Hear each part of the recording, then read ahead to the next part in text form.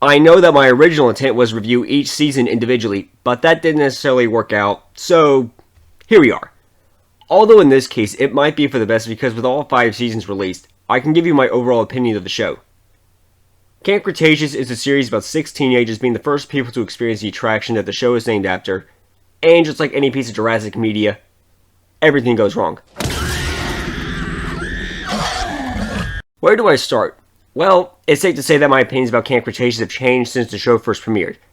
At first, I thought it was just a kid-friendly but harmless addition to the franchise. Boy, did that stance change. I'll try to summarize my overall thoughts on each season, therefore I will be talking spoilers for the entire series, so if you haven't seen the show and you want to watch with as little knowledge as possible, I suggest you click away.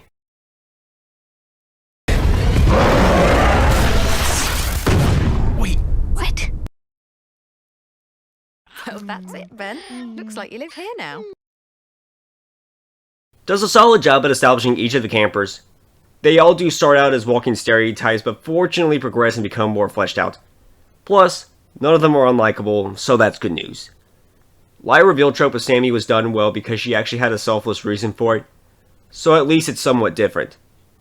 Enjoyed the introduction of other genetics companies such as Manticore along with seeing more of the park, and I thought it was bold to leave the kids on the island.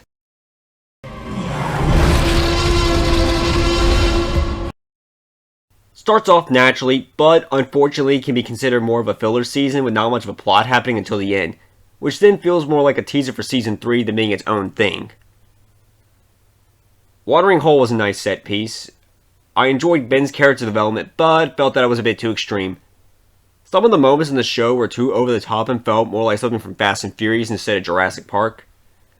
Stegosaurus shedding its place like deer antlers was an incredibly stupid piece of information to add to the Jurassic lore. The compies having venom in their bites is a nice bit of info that novel fans will appreciate. I like seeing that Baryonyx got a chance to be portrayed as an actual animal instead of being a monster like in Fallen Kingdom. Rexy is by far the best part, but sadly doesn't have enough screen time to elevate the quality of Season 2. However, Mitch and Tiff's deaths were satisfying.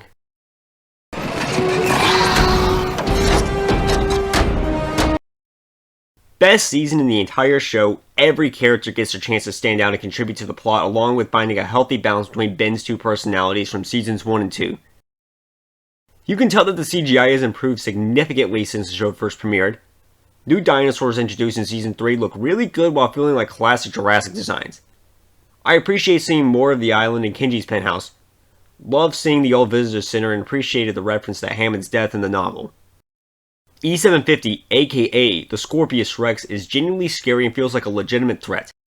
Anytime it appears on screen, you're pretty much watching a kid-friendly version of Alien and Predator combined into one, which does the near impossible and provide genuine tension in a kid-friendly show.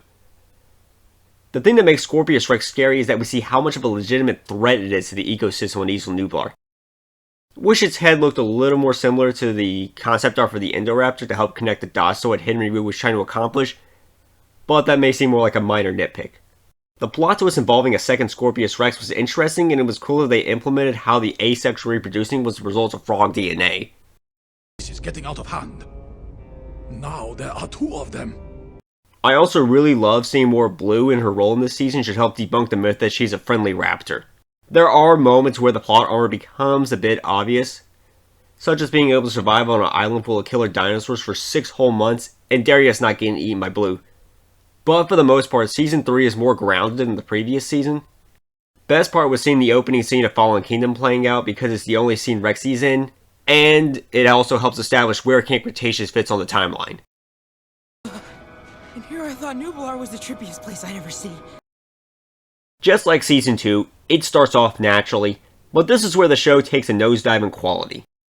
The technology is too futuristic, which causes it to no longer feel like Jurassic Park and devolves into a generic piece of dinosaur media. Biodomes feel more like something out of Westworld, and this is an important reminder that combining 2 great things together doesn't automatically make something good. Now, the regular Brads, I can forgive and accept that given the advancements of science in the Jurassic Park universe, it makes sense that their technology is slightly more advanced. Brad X, however, the love child of the T-800 and the Commando droid from Star Wars The Clone Wars, is where Camp Cretaceous officially jumps the shark. That one fight scene between Big Edie and Pierce drags on for too long and just has me ready for it to be over. Cash is over the top annoying and is one of the worst characters to ever exist in the Jurassic Park franchise. The character moments are nice, and I thought that the handling of Yaz's PTSD was well done in a respectful manner. I like that they explored Ben's character along with his struggles in moving on from Bumpy. Season 4 should have been more focused on Sammy.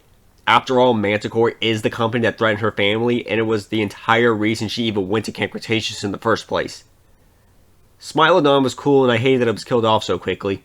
Loved seeing Dilophosaurus and Spinosaurus again, though I am disappointed that he couldn't get the proper Spinosaurus roars from Jurassic Park 3. Sorry, Kenji, but we're finishing what we came here to do. Just when you think, there's no way in hell Camp Cretaceous could get any worse. Life, finds a way. Just like Season 4, this season suffers from horrible execution of great concepts with nice character moments sprinkled throughout. The way they have the dinosaurs fight each other is over-the-top cartoonish. Yeah, they had the dinosaurs fight each other with these video game controllers after brain chipping them. However, I will admit that Kesh's death was pretty satisfying, although you could say the character should never have been created in the first place.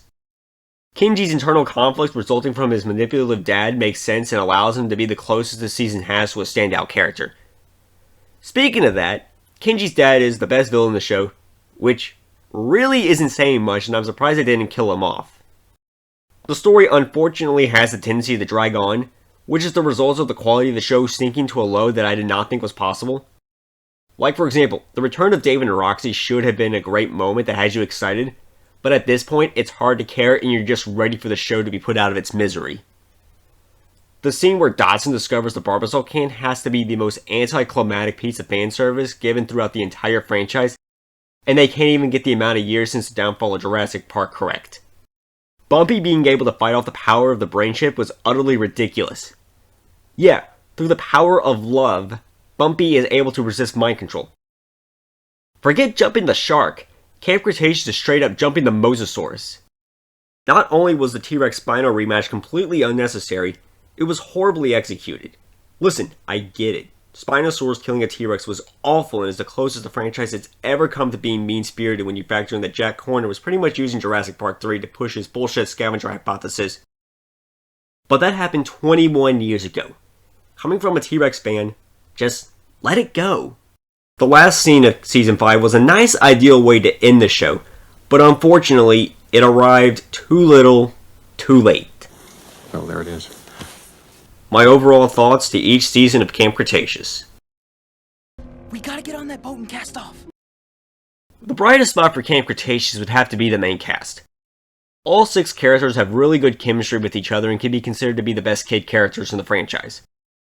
Well, that is until the showmakers decided to add unnecessary romance. Remember when Kenji was disappointed in Darius after nearly losing Brooklyn because he was traumatized after nearly losing Sammy and thought Darius treated doing the right thing like it was some game? Nah, Kenji was only mad because he had some crush on Brooklyn that comes out of nowhere along with cheapening the maturity he gained in the previous seasons. Let's talk about the other romantic couple, Yaz and Sammy. While the pairing on paper makes more sense than Kenji and Brooklyn, which is a very low bar to beat, it was pure fan service, and I'm 99% sure this was just an attempt to distract everyone from the horrendous writing of seasons 4 and 5. The lesson here is that not every piece of media needs romance and can sometimes hinder the overall quality. You want to know what makes the downfall of Camp Cretaceous such a damn shame? It seemed that this kid-friendly show had to fight tooth and nail just to earn the respect of being recognized as a legitimate piece of media for the Jurassic Park franchise with Season 3, only to just shoot itself in the foot and become so bad, people including myself refuse to acknowledge it as canon. All the right elements were there. The show gave us themes that fit the Jurassic franchise, likable kid characters, dinosaurs acting like animals, and actually utilizing music from the first Jurassic Park movie, which is the only thing it does better than the Jurassic World movies. It's clear that the writers had no idea what they wanted to do post Season 3, and it shows. Not only that, they think that fan service is a suitable compensation for bad writing, which, to be fair, is a general issue in modern entertainment with major IPs. I know that on the surface, I'm probably going to be viewed as being too harsh for criticizing a kids show, but here's the thing. This kids show claims to be canon. Considering that Camp Cretaceous is supposed to be canon, it needs to be held to the same standards as the live action movies, which is why the "it's a kid show" excuse doesn't work here. If the Jurassic World movies had Blue fight off a brain chip, would we give it a pass? No, we would rightfully acknowledge the absurdity of the scene. We rightfully point out how ridiculous it is for Owen to be able to outrun Pyroclastic Flow or Kelly being able to defeat a raptor with gymnastics. Star Wars The Clone Wars is proof that an animated kids show can respect the franchise it's a part of and have decent enough writing to avoid jumping the shark. Therefore, Camp Cretaceous has no excuse for its ridiculousness. If Camp Cretaceous was its own thing and had no connection to the movies, that would have been fine and I would be a lot more forgiving. But that's not what it did. This show went out of its way to insert itself into the Jurassic timeline, trying to claim that it's canon. Camp Cretaceous is a prime example of what happens when a show overstays its welcome. Instead of quitting while it was ahead and having a beautiful send-off for a show that defied the odds of being kid-friendly and proving that it could give some of the movies a run for their money in the sense of quality, you now have a show that makes Fallen Kingdom look like The Lost World and Dominion look like Jurassic Park. Which probably helps that despite its issues, Dominion is actually a pretty great movie. Well, those are my thoughts and opinions on Camp Cretaceous. Thanks for watching.